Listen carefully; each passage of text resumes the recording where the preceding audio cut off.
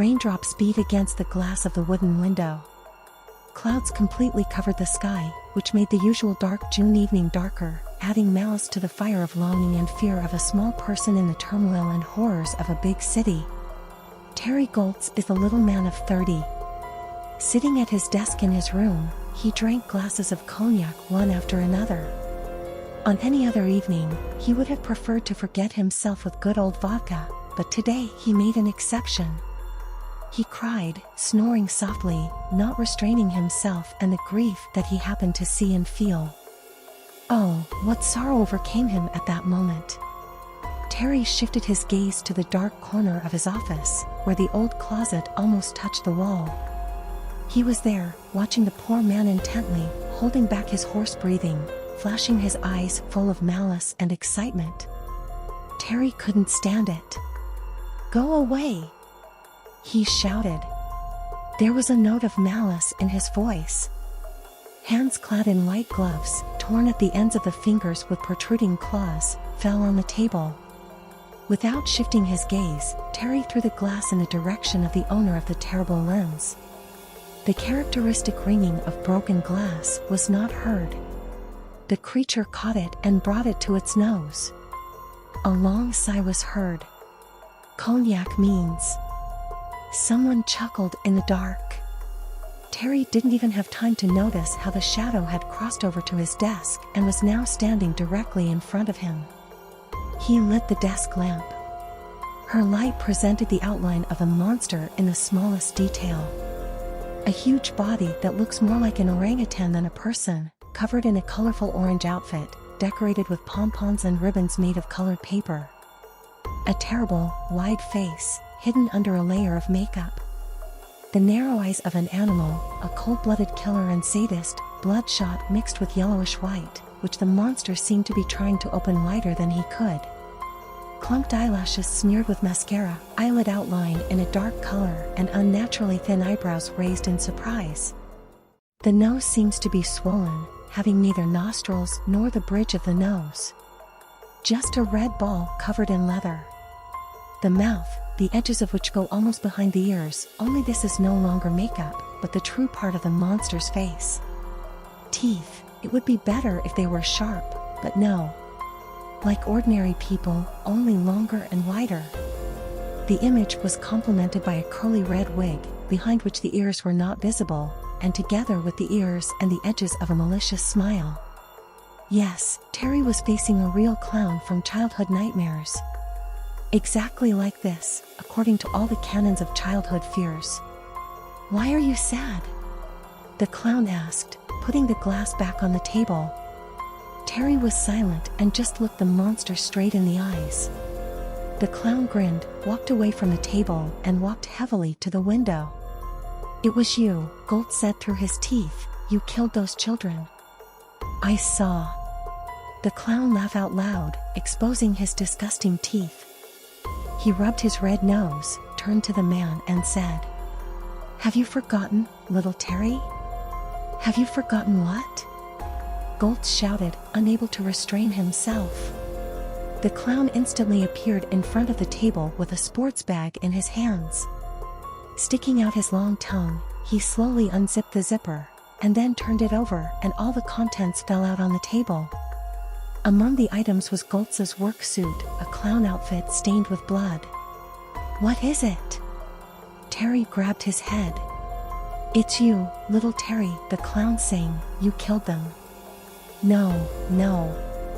"How so?" "I saw with my own eyes how you dragged the children into the forest." Poor Terry, he doesn't understand anything. He killed the children, and blames others," the clown sang and laughed. "No, it's not me," Terry shouted, jumping up from the table. He opened a drawer and took out a revolver. The barrel was pointed at the clown. "I'll kill you right here." At that moment, the doorbell rang.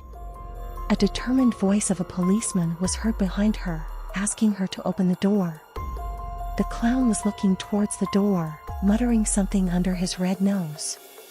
Goltz listened. "They came for Terry, he will live with them, he deserved punishment for his heinous deeds," the clown sang. Terry listened to these lines, simultaneously listening to the bells, the door, the voices of the police, and the pounding of the rain.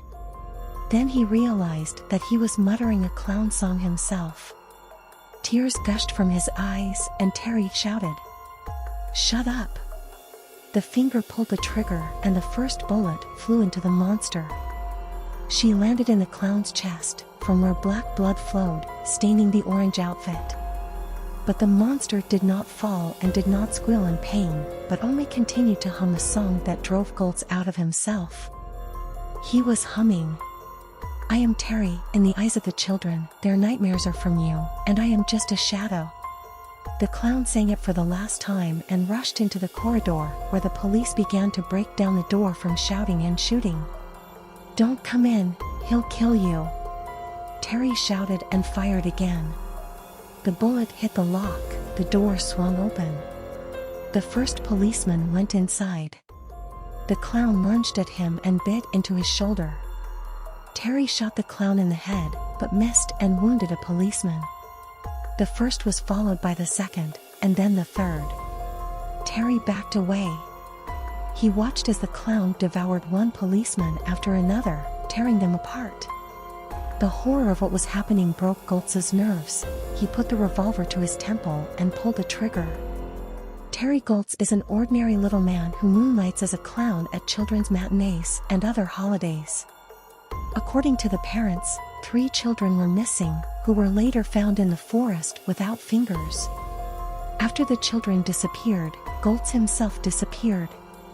He was the first in line of suspects. When the police opened the door of his house, Terry Goltz was already dead. He was found in the hallway with a revolver in which there were 3 bullets left. The first was found in the wall of a cabinet, the second, in the switch, next to the door, or rather the lock, the third, in the head of the Goltz himself. A closed bag was also found in the corridor, with an orange clown outfit smeared with blood, a kitchen knife and a pair of severed children's fingers. There were shards of glass next to the cabinet, possibly from a glass. None of the police officers were injured. Most likely, Goltz was mentally ill, with symptoms of schizophrenia. No wonder he committed suicide. While I was recording what was happening from the eyes of the investigators and the police in the paragraph above, the same clown passed by me. He gave me his funny look, grinned and went on, hiding in the maze of a high-rise building. Yes, I was in the apartment at the time of Goltz's suicide, and when he was killing children, but I didn't do anything. I can't influence the natural course of things. The only thing I can do is observe and record. What a terrible monster fear and human madness can create. Now this clown can come to you, if you are afraid of him, of course. Well, I will continue to collect stories, because this is my hobby.